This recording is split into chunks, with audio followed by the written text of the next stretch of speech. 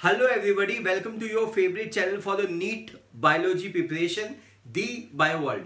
हम लोग आज यूनिट नंबर 1 के बारे में बात करना चाहते हैं और यूनिट नंबर 1 में very first chapter call living world, इस पर्टिकुलर चैप्टर के बारे में हम लोग बात करने वाले हैं।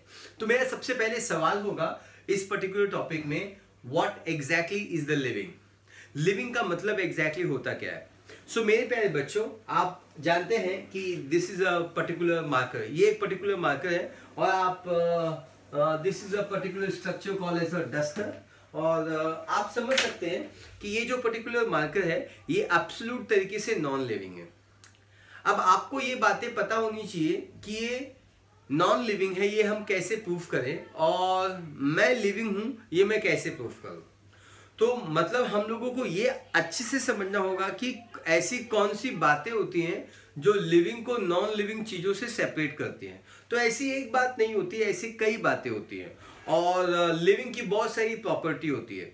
तो हम लोगों ने ये डिसाइड किया कि हम लिविंग या नॉन लिविंग को डिफाइन करने से पहले it is difficult to in fact define what exactly is the living. Living होना एक स्टेट होता है और उस स्टेट को डिफाइन करना बड़ा ही मुश्किल होता है। तो हम क्या डिसाइड करते हैं, व्हाट इज लिविंग में हम लोग लाइफ को कैरेक्टराइज करते हैं। Rather than asking what exactly is the living, let us discuss about what are the characteristic of living.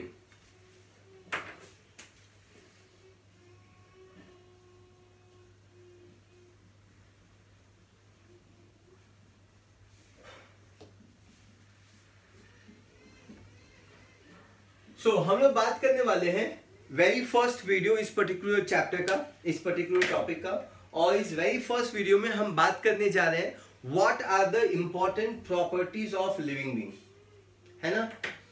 Living being की क्या क्या प्रॉपर्टी होती है उसके बारे में हम लोग बात करने वाले हैं। तो ये भी go with the first property of the living being. Living being की जो सबसे पहली प्रॉपर्टी होती है वो होता है सेल स्ट्रक्चर, या we also call it as a cellular structure, जिसको हम क्या बोलते हैं, सेलुलर स्ट्रक्चर। तो there is a list of property जो हम लोग इस पर्टिकुलर टॉपिक में फोकस करने वाले हैं। जो पहली प्रॉपर्टी है उसको हम लोग बोलते हैं cellular structure. Second property is called as a metabolism. Third property is called as a growth. Next property is called as a reproduction. और आगे भी ये प्रॉपर्टीज आगे बढ़ती जाएगी। Is that clear. जब हम किसी भी प्रॉपर्टी के बारे में बात करते हैं, रिप्रोडक्शन के बारे में या सेलुलर स्ट्रक्चर के बारे में या रिप्रोडक्शन के बारे में, तो हम हमेशा ये फोकस करेंगे कि मेटाबॉलिज्म के बारे में सपोज हम लोग बात कर रहे हैं तो मेटाबॉलिज्म क्या एक डिफाइनिंग प्रॉपर्टी है लिविंग की। तो हम ये सवाल जरूर पूछेंगे कि क्या लिविंग ऑर्गेनिज्म की या लिविंग लोगों की या लिविंग बीइंग होने की वो एक स्टार प्रॉपर्टी है, क्या वो डिफाइनिंग प्रॉपर्टी है, इसके बारे में भी हम सवाल पूछेंगे। तो हम लोग अपना लेक्चर स्टार्ट करते हैं। इस पर्टिकुलर लेक्चर में हम लोग कैरेक्टरिस्टिक ऑफ लिविंग ऑर्गेनिज्म के बारे में, कैरेक्टरिस्टिक ऑफ लिविंग बीइंग के बारे में बात करने वाले हैं। पहली जो कैरेक्टरिस्टिक है जो आपको अच्छे से समझना है, उस कैरेक्टरिस्टिक को हम हमेशा क्या कहते हैं, उस कैरेक्टरिस्टिक को हम कहते हैं cellular structure.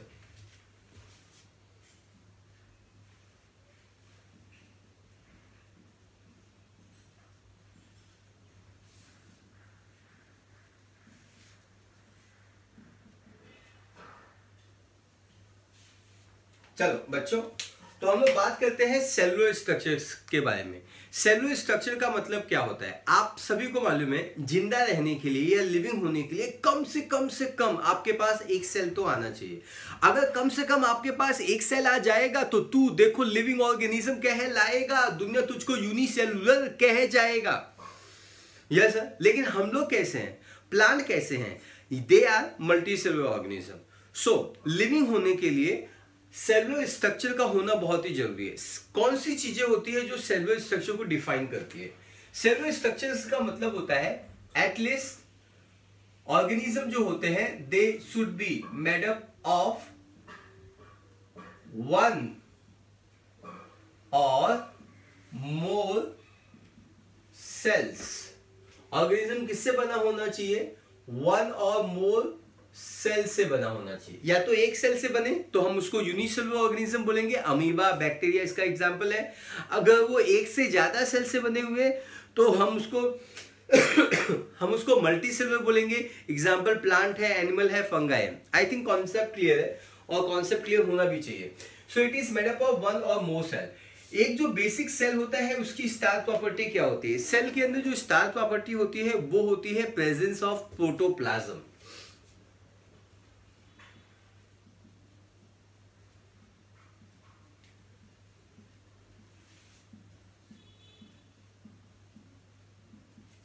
Ladies and gentleman, presence of protoplasm is a star property.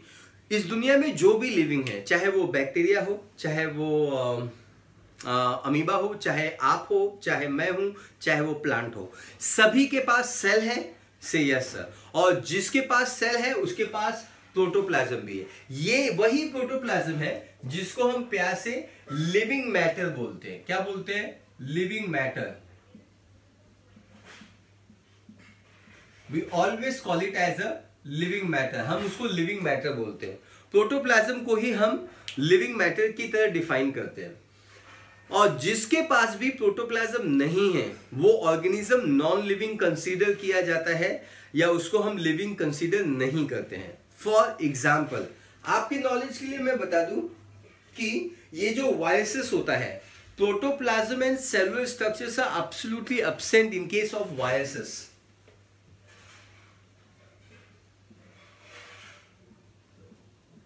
Protoplasm and cellular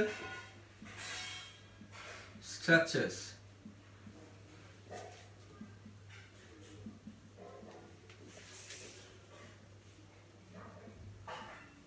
absent in, किसमें absent रहते हैं? They are going to be absolutely absent in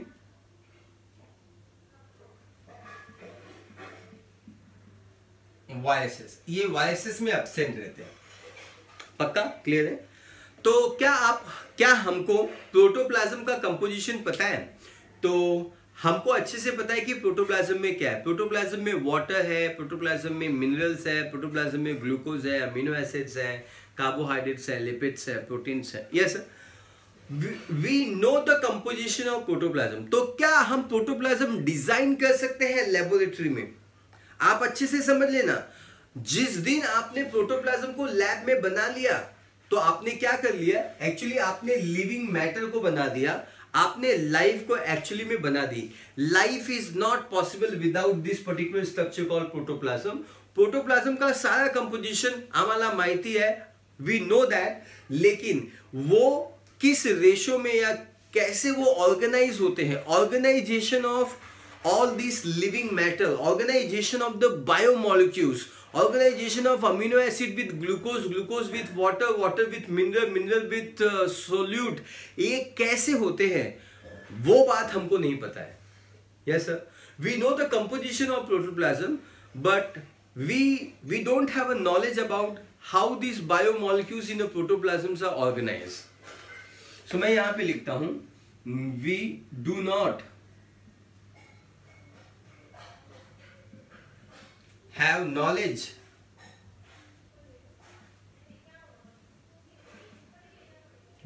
of organization of protoplasm, organization of biomolecules in protoplasm.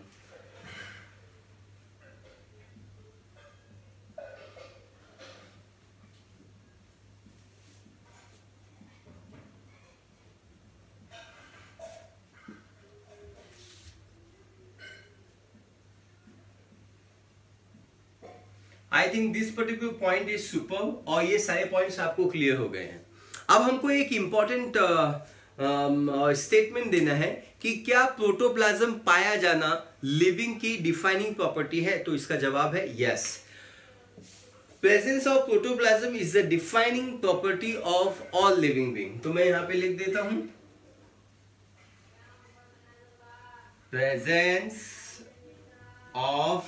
presence of protoplasm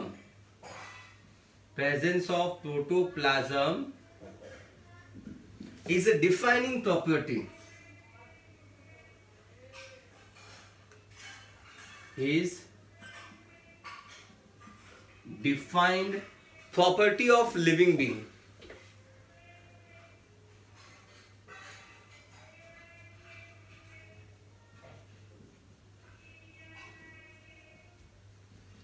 तो ये रहा हम लोगों का first particular property जिसको हम लोग बोलते हैं cellular organisation. I think this particular concept is very clear. Living organism जो होता है एक या अनेक सेल से बना होता है। प्रोटोप्लाज्म सभी सेल में पाया जाता है, उसी को हम लिविंग मैटर बोलते हैं। Protoplasm and cellular structure absent in case of viruses. We do not have knowledge of organization of biomolecules in protoplasm. Presence of protoplasm is a defined property. So, क्या आप इसको अंडरलाइन कर सकते हैं? It is a defined properties of living being. Presence of protoplasm. So ये इस particular point का star point है। अब हम लोग क्या कर रहे हैं, बात करने। Now we gonna talk about the second property. हम second property of the living being के बारे में बात करने जा रहे हैं। Is that clear? तो second property कौन सी है? जो second property है रोमन 2, ये रोमन 1 था, ये रोमन 2 है ना। रोमन 2 प्रॉपर्टी को हम लोग हमेशा बोलते हैं मेटाबॉलिज्म बोलते हैं। क्या बोलते हैं हम इसको? मेटाबॉलिज्म बोलते हैं। Ladies and gentleman, what exactly is the metabolism? Metabolism exactly होता क्या है?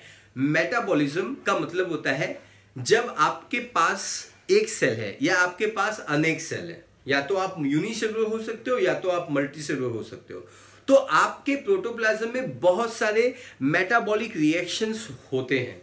उन सभी मेटाबॉलिक रिएक्शंस को आपके बॉडी में बहुत सारे रिएक्शंस होते हैं, उन रिएक्शंस को हम मेटाबॉलिक रिएक्शन बोलते हैं। तो इसको डिफाइन कैसे किया जाए? Any type of reaction taking place inside the cell या इनसाइड द ऑर्गेनिज्म को हम लोग मेटाबॉलिज्म बोलते हैं। Can I repeat it? Any type of reaction taking place inside the cell or inside the organism is called metabolism. Metabolism वो process कहलाता है जिसमें बहुत सारा रिएक्शन सेल के अंदर या ऑर्गेनिज्म के अंदर हो जाता है। Yes sir. So it is defined as a sum total of all the reactions taking place inside the organism. So it is sum total all reactions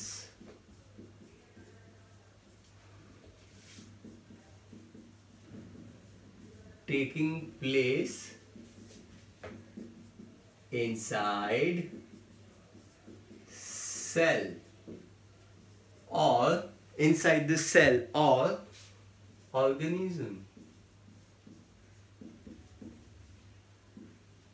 अब सवाल ये उठता है कि एक पर्टिकुलर सेल में एट अ टाइम कितने reactions होते हैं? There are thousands of metabolic reactions taking place inside this cell at a given time. So मैं लिखता हूं there are thousands of reactions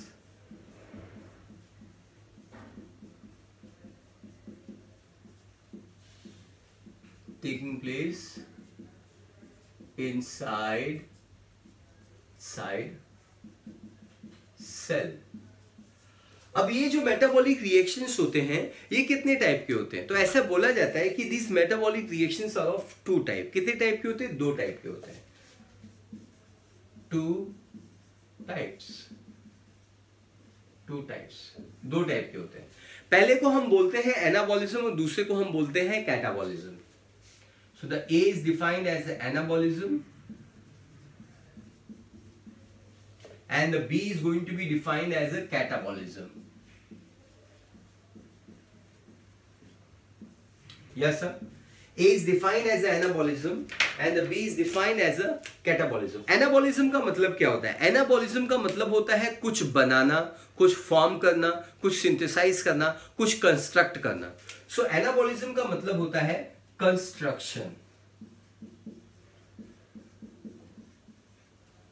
और कैटाबॉलिज्म का मतलब होता है डिस्ट्रक्शन।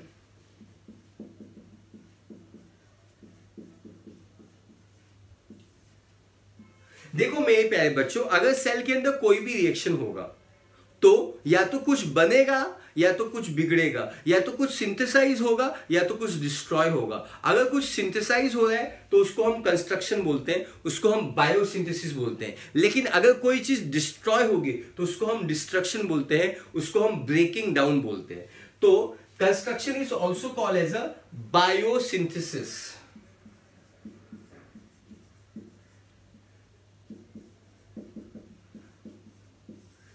जबकि डिस्ट्रक्शन को हम बोलते हैं ब्रेकिंग डाउन।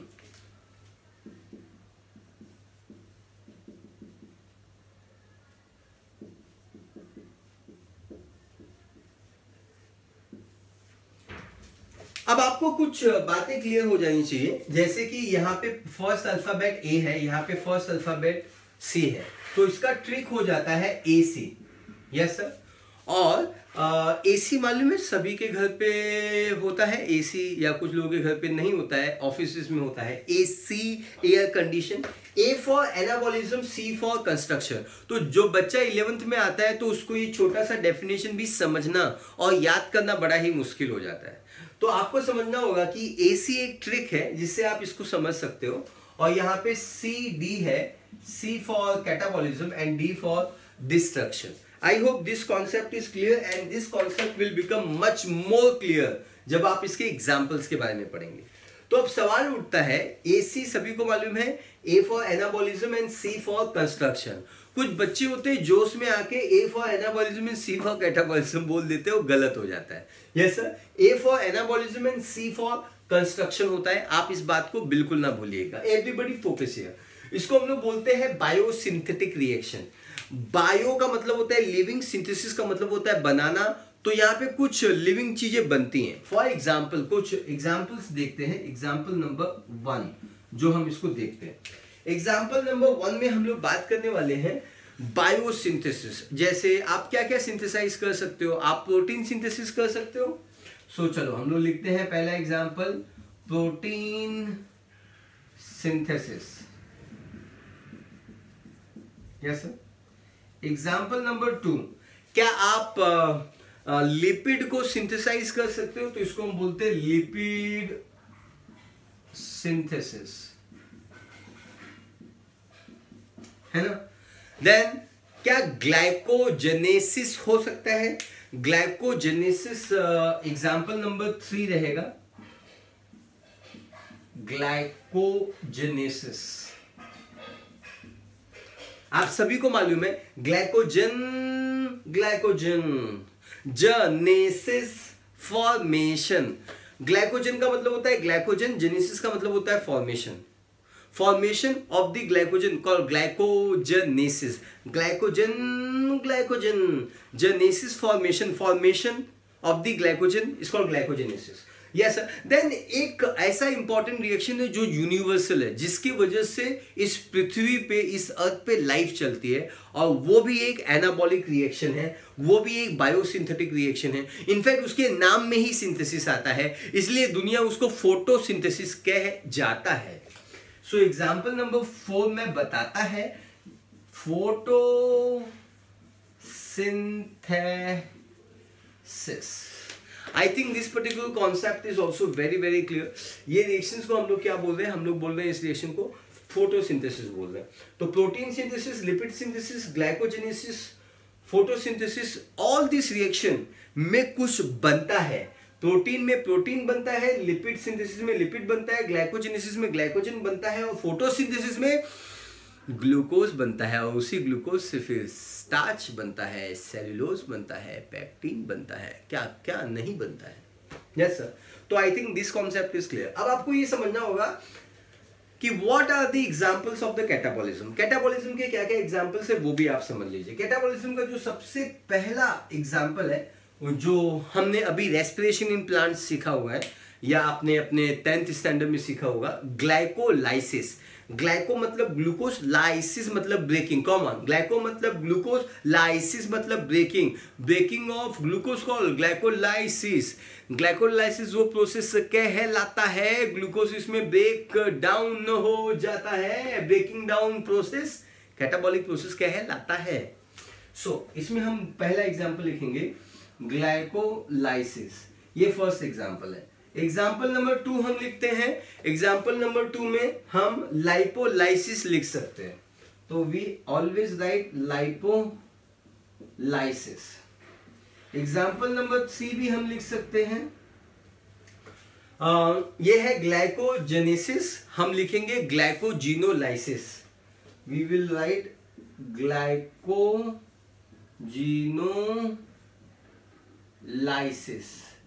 आप सभी को मालूम है ग्लाइकोजिनोलाइसिस का मतलब क्या होता है, मतलब यहाँ पे ग्लाइकोजन ब्रेक डाउन होगा। ये ग्लूकागॉन हार्मोन के वजह से होता है। ग्लूकागॉन हार्मोन सिग्नल देता है ग्लाइकोजन को ब्रेक करने का, और ब्रेक करना ही कैटाबॉलिक रिएक्शन है। देन मैं आपको एक लास्ट एग्जांपल देना चाहूंगा आपके बॉडी में रेस्पिरेशन। फोटोसिंथेसिस और रेस्पिरेशन दोनों अपोजिट वर्क करते हैं।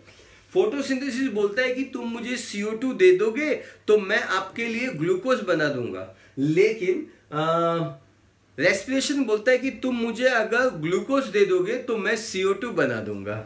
Yes sir. तो एग्जाम्पल नंबर 4 है, इसको हम लोग बोलते हैं what we call it example number 4 as a respiration. इसको हम रेस्पिरेशन बोलते हैं। I think this particular concept is very very clear और आपको ये कॉन्सेप्ट समझ में आया हुआ है। इसके बारे में ही कैटाबॉलिज्म और एनाबॉलिज्म के बारे में ही हम अभी यहाँ पे और भी बात करेंगे। Yes sir, thank you. Hello, अब हम एक इंपॉर्टेंट सवाल पूछेंगे कि अब तक आपने जो भी मेटाबॉलिज्म में सीखा हुआ है, आपको क्या लगता है, क्या मेटाबॉलिज्म एक डिफाइनिंग प्रॉपर्टी है लिविंग ऑर्गेनिज्म की? तो इसका जवाब देते हुए हमको ये बोलना होगा कि ये जो मेटाबॉलिज्म है ये लिविंग ऑर्गेनिज्म की एक डिफाइनिंग प्रॉपर्टी है। So I just write here metabolism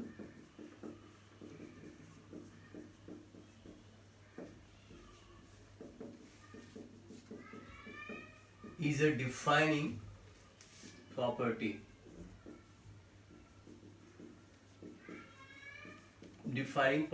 of living being। ये लिविंग की एक डिफाइनिंग प्रॉपर्टी है। I think this particular part is clear. Metabolism living organism की एक डिफाइनिंग प्रॉपर्टी है। ये बात आपको समझ में आ गया है या ये बात आपको क्लियर हो गया है? कैसे ये पता चला आपको? पहले तो आप इस पर्टिकुलर स्टेटमेंट को अंडरलाइन कर लीजिए, because it is a defining property है, तो आपको ये समझ में आ जाना चाहिए अच्छे से। अब हम लोग इसका जवाब देते हैं कि व्हाई। देखिए, आपकी बॉडी में कोई भी एक्टिविटी हो, आपकी बॉडी में ग्रोथ हो या किसी भी ऑर्गेनिज्म की बॉडी में ग्रोथ हो, डेवलपमेंट हो, रिप्रोडक्शन हो, मूवमेंट हो, लोकोमोशन हो, any activity in the body, आपकी बॉडी में कोई भी एक्टिविटी मेटाबॉलिज्म के बगैर पॉसिबल नहीं है। अगर आप अपने बॉडी में कुछ भी बनाओगे तो आप मेटाबॉलिज्म करोगे, अगर कुछ ब्रेक करोगे तो भी मेटाबॉलिज्म करोगे। लाइफ इज नॉट पॉसिबल या लाइफ की activities are not possible without metabolic reaction. और इसलिए कोई भी नॉन लिविंग थिंग या non living being metabolic activity नहीं शो करता है, बट लिविंग ऑर्गेनिज्म इस बात को जरूर शो करता है। ग्रोथ हो चाहे डेवलपमेंट हो, चाहे मूवमेंट हो, चाहे रिप्रोडक्शन हो,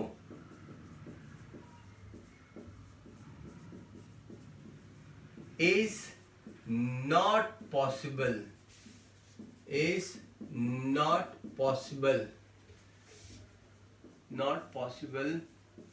without मेटाबॉलिज्म।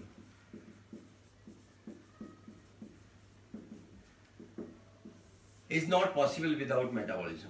ये मेटाबॉलिज्म के बगैर पॉसिबल नहीं है। क्या आपको ये बात समझ में आई? क्या आप इस बात को एक्सेप्ट करते हैं? Absolutely correct. Non living thing do not show metabolism, ये लाइन भी हम लिख सकते हैं, लेकिन मुझे थोड़ा और आगे जाना है, उससे थोड़ा और एडवांस बात करना है।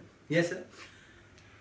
क्या कोई भी मेटाबॉलिक रिएक्शन है टेस्ट ट्यूब के अंदर हो सकता है, आउटसाइड द बॉडी हो सकता है, आउटसाइड द सेल पॉसिबल है क्या कोई भी मेटाबॉलिक रिएक्शन? आप किसी भी मेटाबॉलिक रिएक्शन को यहाँ पे चूज कीजिए। सपोज हम लोग यहाँ पे चूज करते हैं metabolic reaction called protein synthesis. हम प्रोटीन सिंथेसिस को यहाँ पे चूज करते हैं। Yes sir. तो हमारे पास ये टेस्ट ट्यूब है। Is that clear? What is protein synthesis? Protein synthesis वो प्रोसेस कहलाता है जिसमें बहुत सारा अमीनो एसिड एक दूसरे से पेप्टाइड बॉन्ड से जुड़ते हैं। Yes sir. प्रोटीन किसको बोलते हैं? ये एक अमीनो एसिड, ये दूसरा अमीनो एसिड, ये तीसरा अमीनो एसिड, ये चौथा अमीनो एसिड, ये पांचवा अमीनो एसिड। Yes sir. और ये सभी अमीनो एसिड जब एक दूसरे से पेप्टाइड बॉन्ड से जुड़ते हैं, यस सर, ये जो बॉन्ड है इस बॉन्ड को हम पेप्टाइड बॉन्ड बोलते हैं, पेप्टाइड बॉन्ड, और इसी स्ट्रक्चर को हम प्रोटीन बोलते हैं। Yes sir. तो मेरा आप सभी से सवाल है, क्या इस पर्टिकुलर टेस्ट ट्यूब में मैं प्रोटीन को बना सकता हूं? तो इसका जवाब है यस। अगर मैं यहां पे अमीनो एसिड ऐड करता हूं, यस सर, और अमीनो एसिड मैं यहां पे ऐड करता हूं, यहाँ पे जो भी एंजाइम्स चाहिए प्रोटीन को बनाने के लिए, या सर पेप्टाइड बॉन्ड को बनाने के लिए जो भी एंजाइम की जरूरत है अगर वो भी मैं ऐड करता हूं तो ऑब्वियसली इस पर्टिकुलर टेस्ट ट्यूब में protein synthesis will occur, protein synthesis. Yes sir, जब कोई भी रिएक्शन, जब आपके सेल का कोई भी रिएक्शन टेस्ट ट्यूब में होता है, जैसे प्रोटीन सिंथेसिस आपके बॉडी के सेल में होता है, लेकिन यहां पे भी प्रोटीन सिंथेसिस हो रहा है, तो ये प्रोटीन सिंथेसिस हो रहा है सेल के बाहर, सेल से दूर, सेल से फ्री होके। ऐसे सिस्टम को हम सेल फ्री सिस्टम बोलते हैं। We call this system as a cell free, इसको हम सेल फ्री सिस्टम बोलते हैं। सेल फ्री सिस्टम का मतलब क्या होता है? सेल फ्री सिस्टम का मतलब होता है system which is free from the cell. Repeat, the system which is free from the cell is called as a cell free system. Cell free system वो सिस्टम कहलाता है जो सेल के बगैर सेल का रिएक्शन, देखो सुनो सुनो सुनो, सेल के बगैर सेल का रिएक्शन टेस्ट ट्यूब में, बोलो टेस्ट ट्यूब में हो जाता है, हो जाता है। सेल फ्री सिस्टम, ऐसे रिएक्शंस को हम बोलते हैं इन विट्रो रिएक्शन। क्या बोलते हैं ऐसे रिएक्शंस को? हम इन विट्रो रिएक्शंस बोलते हैं। In vitro, in vitro. Yes sir, अगर कोई भी रिएक्शन हमारे सेल के अंदर होता है तो हम उसको इन वीवो बोलते हैं। क्या बोलते हैं? इधर लिखो ना आप, मीनिंग लिखो। इन वीवो का मतलब होता है इन नेचुरल कंडीशन। आप इसका मीनिंग लिखिए, मैं ये रब कर दूंगा। In natural condition, everybody write down, live class में हो आप लोग। इन वीवो का मतलब होता है इन नेचुरल कंडीशन, और इन विट्रो का मतलब होता है test tube condition, laboratory condition. तो वो भी आप लिख दो, मीनिंग रेड रिबन पे लिखो। इन विट्रो,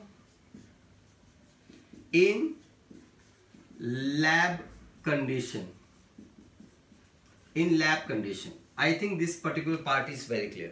In vivo का मतलब होता है in natural condition और in vitro का मतलब होता है in laboratory condition. I hope आपने लिख लिया हुआ है।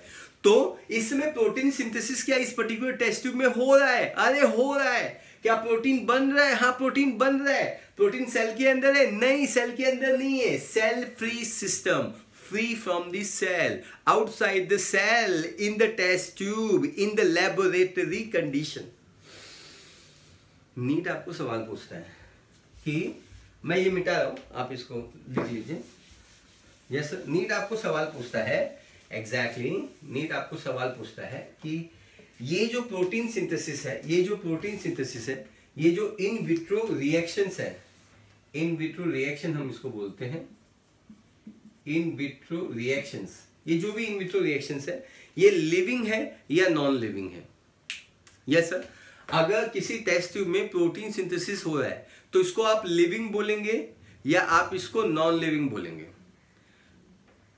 यस सर, आप जवाब दीजिए, वीडियो पॉज कीजिए और आप सोचिए और अपना जवाब डिसाइड कीजिए, उसके बाद वीडियो को आगे जाने दीजिए। देखिए ये जो रिएक्शंस है, yes sir, this is a test tube, this is going to be amino acid, और यहां पे हो रहा है प्रोटीन सिंथेसिस। तो ये आप यहां पे लिखा हुआ है प्रोटीन सिंथेसिस। यस सर, सो ऐसा कोई भी रिएक्शन जो इस समय हो रहा है, टेस्ट ट्यूब के अंदर हो रहा है, लेबोरेटरी कंडीशंस के हो रहा है, इस रिएक्शंस को नाइदर हम लिविंग बोलेंगे, इसको हम लिविंग नहीं बोलेंगे क्योंकि ये प्रोटोप्लाज्म में नहीं हो रहा है। पहली प्रॉपर्टी जब मैंने आज सुबह बताई थी आपको, तो मैंने क्या बताया था? मैंने बताया था कि लिविंग होने के लिए कम से कम तुम्हारे पास लिविंग मैटर होना चाहिए, तुम्हारे पास प्रोटोप्लाज्म होना चाहिए। Yes sir, is that clear? जो कि आपके पास नहीं है। कर लो। Then at the same time आपको यहाँ पे ये भी समझना रहता है प्रोटीन सिंथेसिस, यहाँ पे आपको ये भी समझना रहता है कि ये लिविंग नहीं है क्योंकि इसमें प्रोटोप्लाज्म नहीं है। क्या ये नॉन लिविंग है? इसको हम नॉन लिविंग भी नहीं बोल सकते।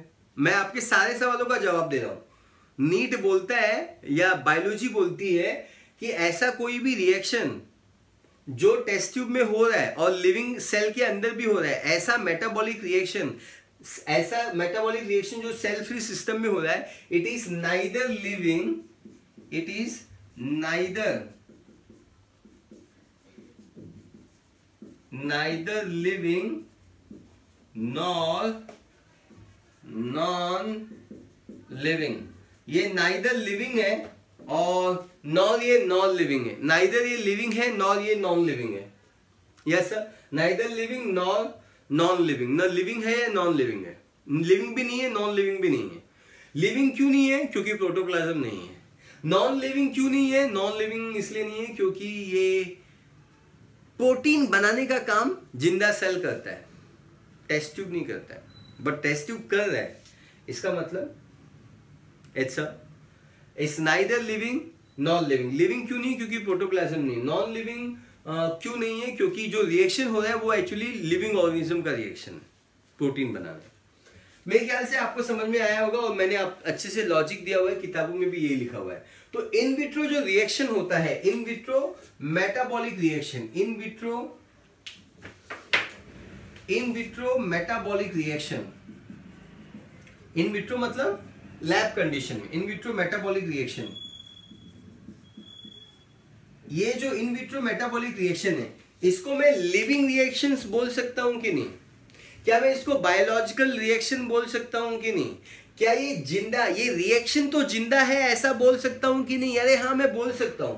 ये लिविंग नहीं है, नाइदर नॉन लिविंग है, बट ये जो रिएक्शन हो रहा है, रिएक्शन फोकस करो, फोकस ऑन द रिएक्शन। ये जो रिएक्शन है, ये रिएक्शन लिविंग है कि नॉन लिविंग है?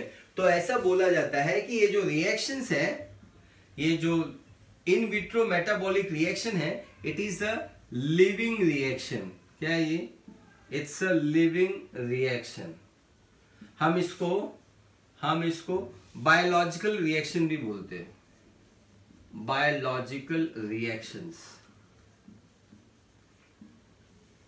इसको हम बायोलॉजिकल रिएक्शंस भी बोलते हैं।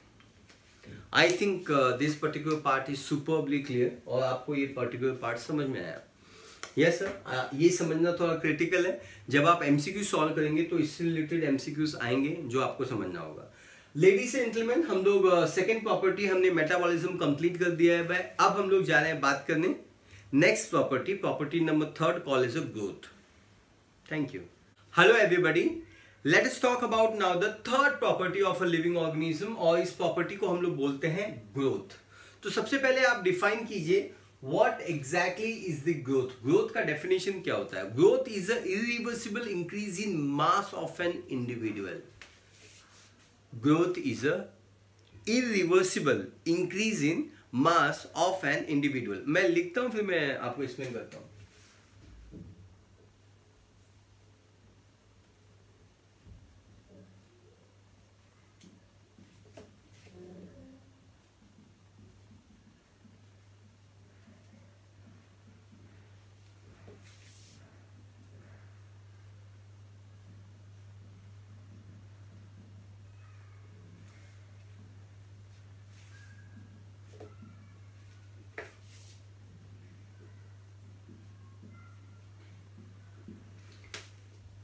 आई होप आप समझते हैं कि इरिवर्सिबल क्या होता है।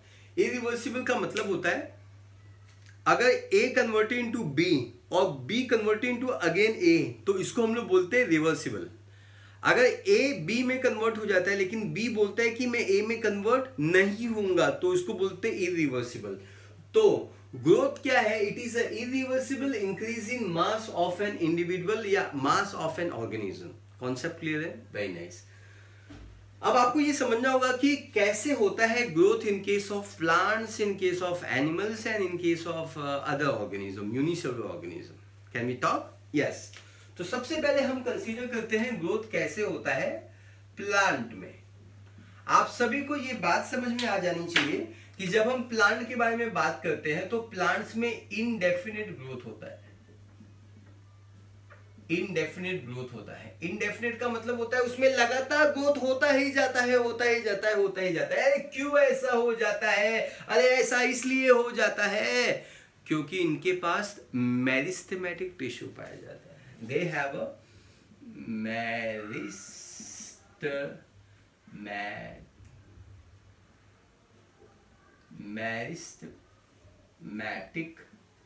Meristematic tissue. क्या होता है ये मेरिस्टेमेटिक टिश्यू? मेरिस्टेमेटिक टिश्यू वो टिश्यू होता है जो अपने लाइफ में कंटिन्यूसली डिवाइड और रीडिवाइड होता है। तो मेरिस्टेमेटिक का मतलब होता है they will divide and redivide, they will divide and redivide.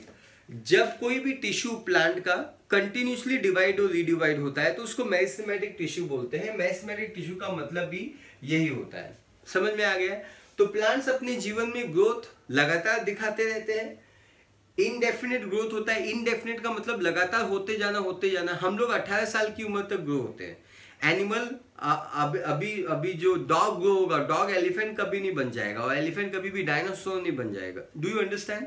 तो उनका एक लिमिटेड ग्रोथ होता है। हम लोग 18 या 15 इयर्स तक की एज में अपना हाइट एक्वायर कर लेते हैं। हम लोग भी इनडेफिनेटली ग्रोथ नहीं होते जाते हैं। Yes sir, we don't become the tallest tower of the country. So plant जो होता है वो इंडेफिनेट ग्रोथ होता है, उसमें मेरिस्टेमेटिक टिश्यू पाया जाता है जो कंटिन्यूसली डिवाइड और रीडिवाइड करता है। अब हम एनिमल के बारे में बात करने जा रहे हैं। Number 3, yes sir, in case of animal, और एनिमलों का animal is going to be human being. Yes sir, हम सभी एनिमल के बारे में बात कर रहे हैं और एनिमल के साथ साथ हम ह्यूमन बीइंग के बारे में भी बात करते हैं। तो इनमें ना डेफिनेट ग्रोथ पाया जाता है। कैसा ग्रोथ पाया जाता है? Definite growth. Yes sir, there is a definite growth is going to be present. Definite growth का मतलब क्या होता है? हम लोग एक पर्टिकुलर एज तक ग्रो होते हैं। After that we mature but we don't grow. So यहां पे इसका मतलब होता है growth occur at particular age only. Growth occur at particular age only. एक पर्टिकुलर एज में ही हमारा ग्रोथ होता है, उसके बाद ग्रोथ नहीं होता है। Is that clear? सो अब हम लोग जाते हैं, बात करते हैं अच्छा नंबर 4 पॉइंट के बारे में। We gonna talk about the number 4 point.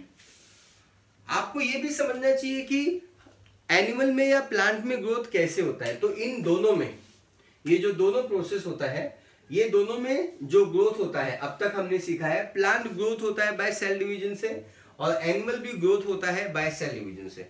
अब हम लोग कुछ स्पेशल चीज बात करने वाले हैं। वी गोना टॉक अबाउट कि कैसे यूनिसेलुलर ऑर्गेनिज्म ग्रो होता है। यूनिसेलुलर ऑर्गेनिज्म, यूनिसेलुलर ऑर्गेनिज्म तो आप समझते ही हैं, जैसे बैक्टीरिया हो गया। यस अंडरस्टैंड, बैक्टीरिया हो गया, अमीबा हो गया, जैसे प्रोटिस्टा। अमीबा प्रोटिस्टा में आता है, मालूम है ना? मैंने ब्रैकेट में अमीबा भी लिखा हुआ है। देन ईस्ट हो गया, ईस्ट और the west, fungi is the west. Yes, तो ये ऑर्गेनिज्म में ग्रोथ कैसे होता है? इनमें तो मास नहीं बढ़ सकता। इधर फोकस करो।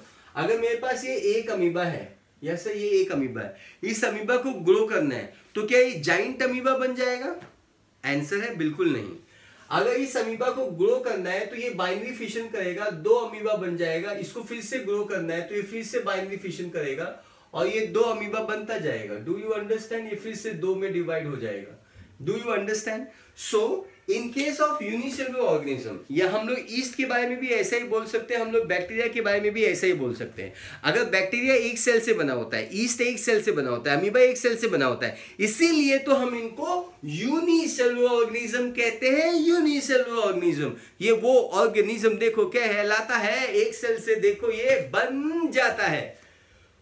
तो यूनिसेलुलर ऑर्गेनिज्म में ग्रोथ का मतलब क्या होता है? यूनिसेलुलर ऑर्गेनिज्म में भी growth occur by cell division. Growth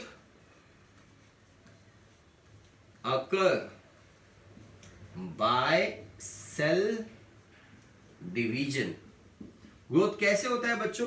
growth cell division से होता है। लेकिन इनका जो सेल डिवीजन है, इनका ये जो सेल डिवीजन है, ये जो सेल डिवाइड हो रहा है, यहां पे एक सेल डिवाइड होके 2 सेल दिया, फिर 2 सेल डिवाइड होके 4 सेल दिया, ये जो इनका सेल डिवीजन है, बैक्टीरिया का जो सेल डिवीजन है, अमीबा का जो सेल डिवीजन है, वो उनका एक्चुअली में मोड ऑफ रिप्रोडक्शन है, बाइनरी फिशन, मल्टीपल फिशन, ये उनका मोड ऑफ रिप्रोडक्शन है। The growth occur by cell division, और इनका जो सेल डिवीजन होता है दैट इज एक्चुअली रिप्रोडक्शन। तो आप इसको अच्छे से समझ लीजिए। यस सर, आपको आई होप दिखाई दे रहा है ये रिप्रोडक्शन, थोड़ा सा नीचे चला गया, मैंने यहाँ पे रिप्रोडक्शन लिखा हुआ है, I hope it is clear. So growth, पहला नंबर है ग्रोथ और रिप्रोडक्शन। अगर ग्रोथ होगा सेल डिवीजन से, इधर देखो ग्रोथ कैसे होगा, आप यहाँ पे देख लीजिए, मैं यहाँ पे आपको थोड़ा नीट एंड क्लीन बता देता हूँ क्योंकि थोड़ा हो गया यहाँ पे। Yes sir, in case of unicellular organism, unicellular, in case of unicellular organism, ये भी बाहर चला गया यार। In case of unicellular organism exactly होता क्या है, यूनिसेलुलर ऑर्गेनिज्म में exactly होता क्या है, ग्रोथ जब भी होता है, ग्रोथ, ये ग्रोथ किस तरीके से होता है, बाय सेल डिवीजन। किससे होता है, बाय सेल डिवीजन होता है। तो इनका जो सेल डिवीजन होता है वही इनका रिप्रोडक्शन है, मतलब जिस प्रोसेस से इनका ग्रोथ होता है उसी प्रोसेस से इनका रिप्रोडक्शन होता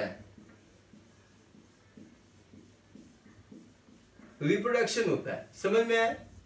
इज दैट क्लियर? देखो हम लोगों का ग्रोथ हुआ, हम लोगों का नंबर ऑफ बॉडी सेल हुआ, तो हम लोग क्या रिप्रोड्यूस हो लिए, क्या हम लोग रिप्रोड्यूस हो लिए?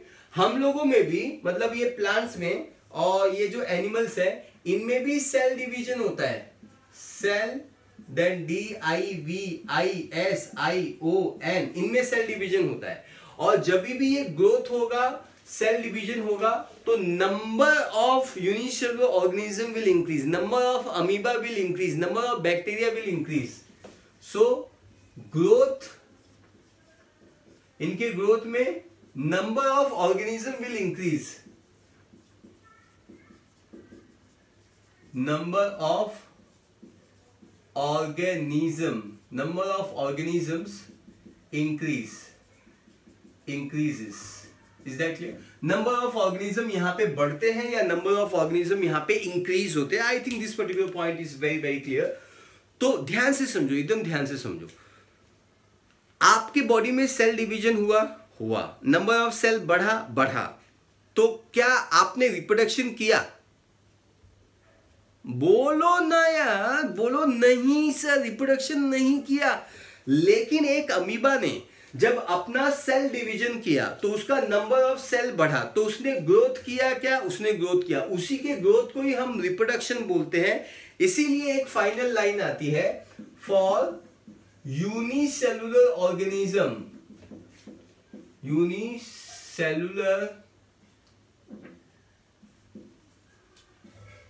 For unicellular organism, growth and reproduction, तुम ही हो ग्रोथ, तुम ही हो रिप्रोडक्शन, जो तुम ही हो रिप्रोडक्शन, तुम ही हो growth. For unicellular organism, growth is like reproduction,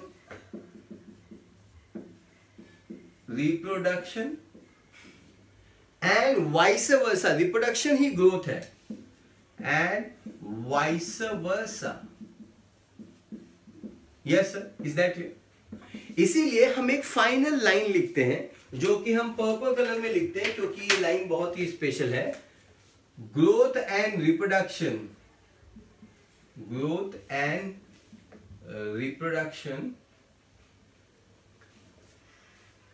for unicellular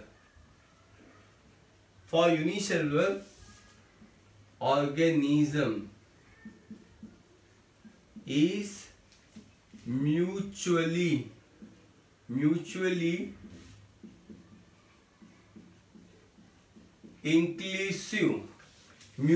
inclusive events। ये म्यूचुअली इंक्लूसिव इवेंट्स हैं। इवेंट्स का मतलब होता है घटना या incident. Yes sir, incidents.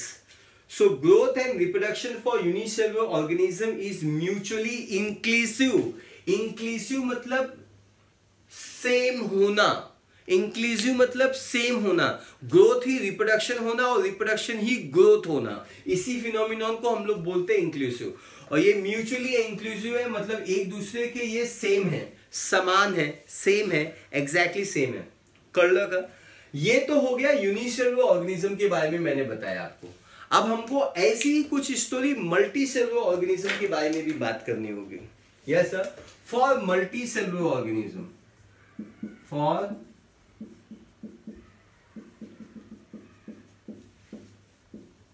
multicellular organism, for multicellular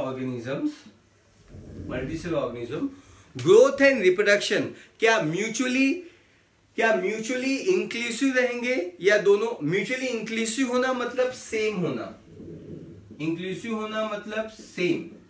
yes sir, कौन सेम है? Growth and reproduction, growth and reproduction same है।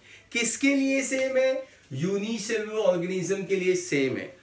समझ ला कि नहीं समझ ला? कर लो कि नहीं कर लो? Yes sir, for multi cellular organism growth और रिप्रोडक्शन दोनों एक अलग अलग फिनोमिनॉन है।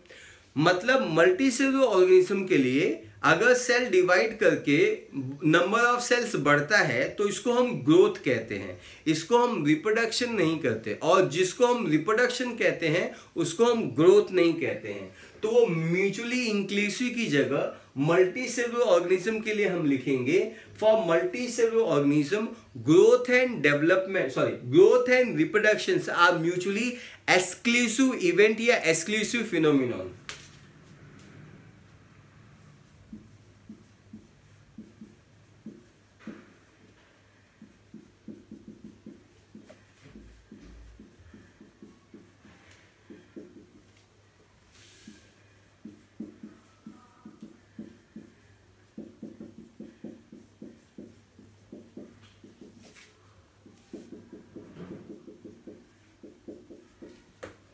ये म्यूचुअली एक्सक्लूसिव इवेंट्स है। I think this particular part is very very clear कि ये म्यूचुअली एक्सक्लूसिव इवेंट क्यों है। एक्सक्लूसिव का मतलब दोनों अलग अलग फिनोमिनन है। आई थिंक सो फार आपको सब कुछ समझ में आया। सबसे पहले हमने ग्रोथ का डेफिनेशन सीखा। Growth is a irreversible increase in mass of an organism. Plant में ग्रोथ इनडेफिनेट, एनिमल में ग्रोथ डेफिनेट। प्लांट में मेरिस्टेमेटिक टिश्यू की वजह से होता है, एनिमल में ऐसा कोई भी टिश्यू नहीं पाया जाता है। तो हम लोग 18 साल की एज तक या 15 साल 16-17 साल की एज में जितना भी ग्रोथ होता है उतना ग्रोथ होता है, उसके आगे हमारी मेच्योरिटी होती है। Unicellular organism, bacteria, protista, monera, amoeba and yeast, इनमें growth occur by cell division और इसी सेल डिवीजन को हम इसका रिप्रोडक्शन बोलते हैं। फिर मैं वहां पे बताया था कि ग्रोथ ही इनका रिप्रोडक्शन है, रिप्रोडक्शन इनका ग्रोथ है। और ये बहुत ही इंपॉर्टेंट लाइन है और ये भी इंपॉर्टेंट लाइन है। यूनिसेलुलर ऑर्गेनिज्म के लिए growth and reproduction are mutually inclusive और मल्टीसेलुलर ऑर्गेनिज्म के लिए growth and reproduction are mutually exclusive. Exclusive का मतलब होता है सेम ना होके डिफरेंट होना। तो एक्सक्लूसिव का मतलब भी आप लिख लो DIFFERENT, डिफरेंट।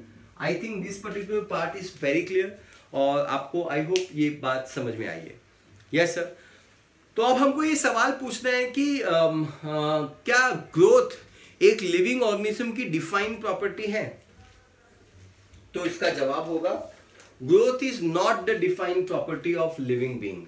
तो इसको हम यहां पे लिख लेते हैं और हम जवाब दे देते हैं इसका क्यों। Yes sir, growth is not defined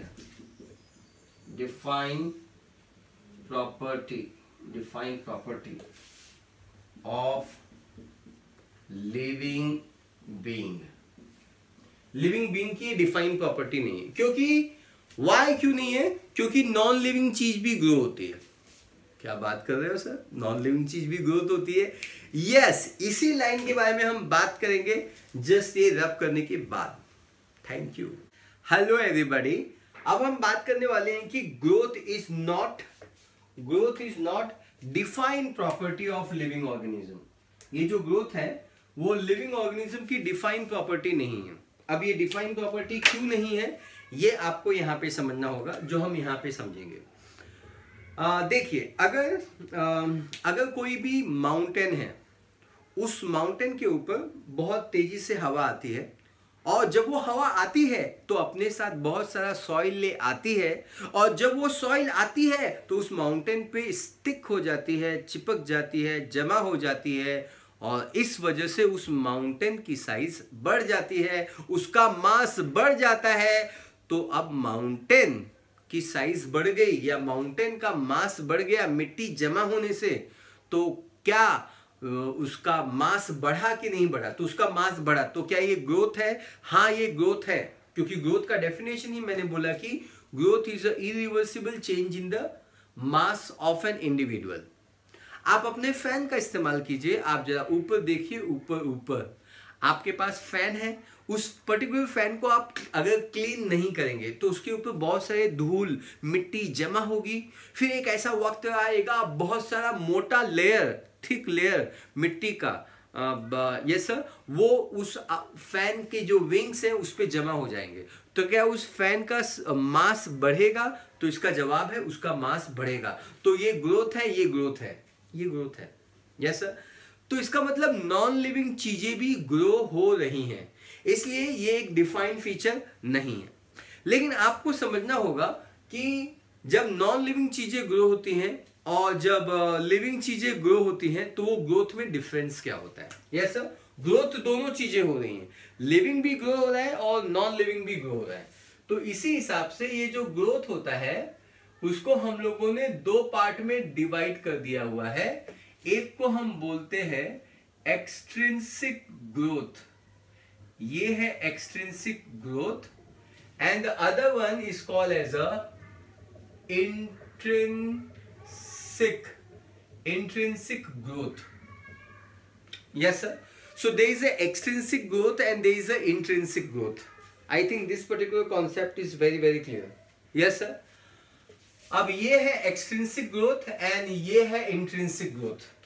तो आपको ये बात अच्छे से समझनी है, आपको अच्छे से अंडरस्टैंड करना है कि एक्सट्रिंसिक ग्रोथ भी एक ग्रोथ है, क्योंकि इसका सरनेम भी ग्रोथ है, दोनों में ग्रोथ है, लेकिन दिस ग्रोथ इज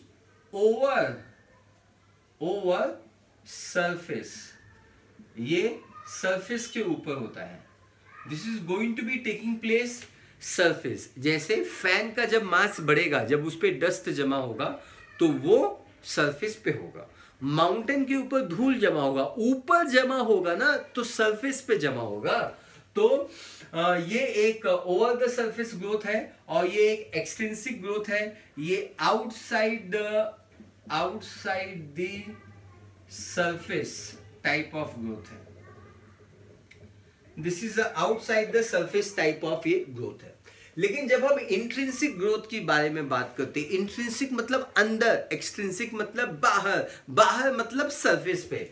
जब हम इंट्रिंसिक टाइप ऑफ ग्रोथ के बारे में बात करते हैं, इंट्रिंसिक, तो इंट्रिंसिक टाइप ऑफ ग्रोथ वो ग्रोथ होता है जिसमें growth will occur from the protoplasm.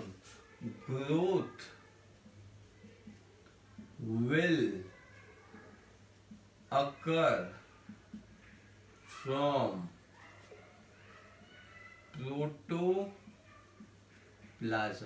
Growth protoplasm से होता है। Growth will occur from the protoplasm, that is जो ग्रोथ होता है वो इंटरनल होता है, इंट्रिंसिक होता है। Growth will occur from inside.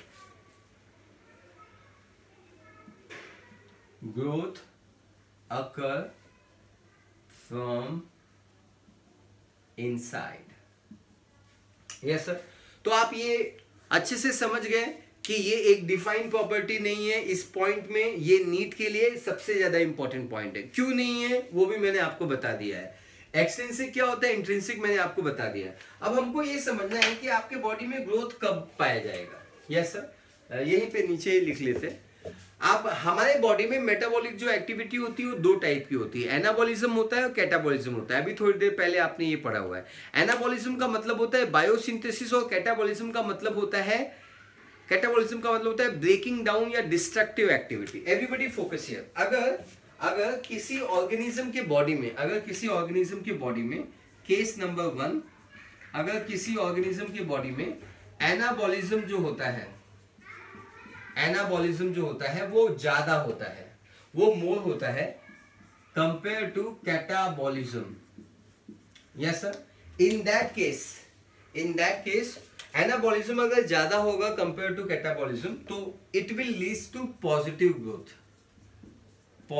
Growth हो जाएगा, आपका वजन बढ़ जाएगा, आपका मास बढ़ जाएगा और वही पॉइंट ग्रोथ कहलाएगा।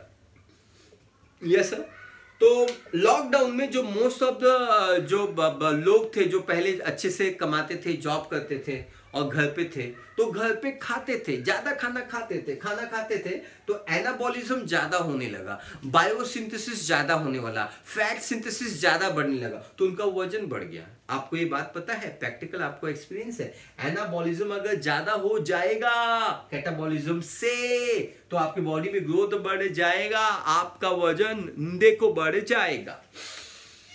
Case number 2 ladies and gentleman, अगर आप चाहते हो कि अगर आपका बॉडी में एनाबॉलिज्म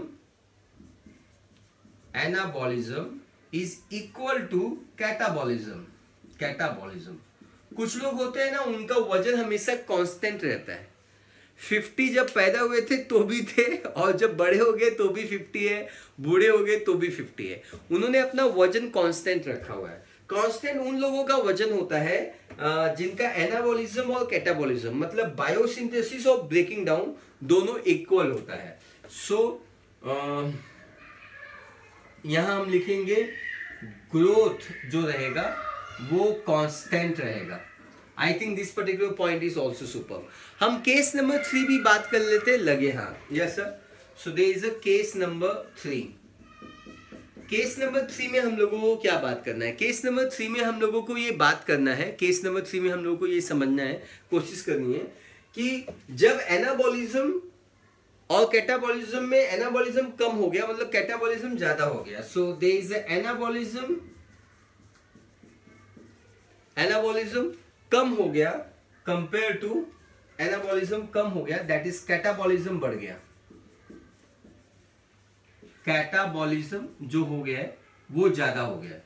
अगर कैटाबॉलिज्म ज्यादा हो गया है मतलब आपके बॉडी में ब्रेकिंग डाउन एक्टिविटी ज्यादा हो गई है, आपके बॉडी में डिस्ट्रक्टिव एक्टिविटी ज्यादा हो गई है, इन दैट केस ओनली उस वक्त आपके बॉडी में क्या होगा? ग्रोथ नेगेटिव होगा। मतलब यहां पे ग्रोथ पॉजिटिव था, पॉजिटिव ग्रोथ होगा, यहां पे नेगेटिव ग्रोथ होगा। नेगेटिव ग्रोथ आप समझते ही हैं, नेगेटिव वर्ड का मतलब होता है, नेगेटिव वर्ड का मतलब होता है डी ग्रोथ हो रहा है। क्या हो रहा है? D growth. डी ग्रोथ का मतलब होता है आपका ग्रोथ नेगेटिव में जा रहा है, माइनस में जा रहा है, माइनस में जा रहा है, नेगेटिव में जा रहा है। तो I think this particular part is absolutely very very clear. Case number 1 मैंने आपको बता दिया है, केस नंबर 2 बता दिया हुआ है, केस नंबर 3 बता दिया हुआ है आपको। तो आई थिंक ये पर्टिकुलर पॉइंट आपको अच्छे से समझा। कुछ और पॉइंट है क्या? Yes sir. So I think ये सारे पार्ट मैंने आपको बता दिए। आप ऐसा समझ लीजिए, और एक इंपॉर्टेंट पॉइंट है, सेल वॉल जो होता है किसी भी प्लांट सेल में या किसी भी बैक्टीरियल सेल में, एनिमल सेल में तो सेल वॉल होता ही नहीं, ये जो सेल वॉल होता है और फाइबर्स ऑफ कनेक्टिव टिश्यू ये सब नॉन लिविंग माने जाते हैं, नॉन लिविंग है। Yes sir. Cell wall number 1 comma fibres, elastin fibre, collagen fibre, ये जो फाइबर्स होते हैं, और plus matrix of bone and cartilage, bone and cartilage, these are going to be, ये जो तीनों चीजें होती हैं, they are going to be non living. कैसी है ये? नॉन लिविंग है। Yes sir. क्या है ये? Non living. आई थिंक आपको this particular part is absolutely very very clear और आपको ये टॉपिक अच्छे से समझ में आया हुआ है। और ये हमने तीसरी प्रॉपर्टी अभी फिनिश की है, ग्रोथ। अगले लेक्चर में हम अगली प्रॉपर्टी के बारे में बात करेंगे। आई होप वीडियो आपको समझ में आया है, आपको पसंद आया है। अगर आपको वीडियो पसंद आया तो वीडियो को लाइक कीजिए, आपको कुछ डाउट है तो आप कमेंट कीजिए, लेक्चर नोट्स लिखना बिल्कुल ना भूलना, एमसीक्यू सॉल्व करना बिल्कुल नहीं भूलना। जय हिंद।